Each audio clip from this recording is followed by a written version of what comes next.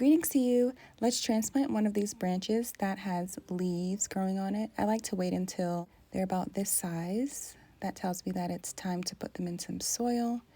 And if you look at the bottom of the stem, those little dots are kind of enlarged, like they're ready to turn into roots.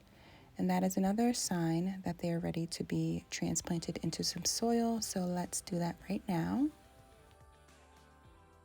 Here is a closer look at the leaves. I believe this is an apple, a Honeycrisp or an Anna apple. I probably should have labeled these. I like to use a pot that is at least half the height of the stick itself. And then the first thing I do is fill it with some potting mix. This is some regular Happy Frog potting mix, but I did mix it with a little bit of coco coir mixed with peat moss, just to make it a little bit easier for the roots to travel through as they grow and get larger. But you probably could just use the potting mix. I think it'll be fine. I do press the soil down ever so slightly, not too much to compact it, but just enough so that the stick can fit in nice and snug. This will also ensure that the little root nodes on the stick can make direct contact with the soil so that they can get going right away.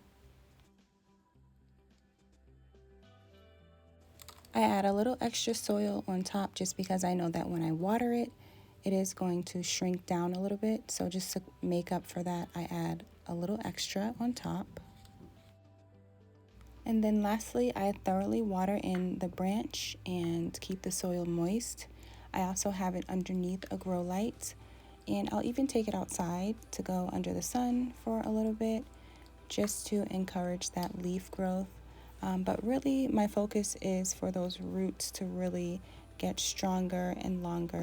And so I'm just going to keep it watered, keep it underneath the grow light, and that's pretty much it. Just a disclaimer, I am no expert by any means, and I can't even really tell you how this will turn out, but I will continue to keep you all along on the journey. But based on my research, videos I've watched, what I've read, and just what feels right, everything's going well so far, and so I just wanted to share.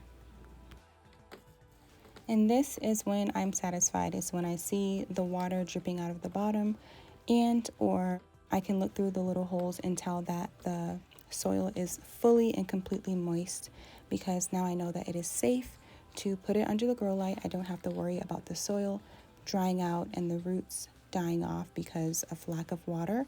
We definitely don't want that to happen, but there we go.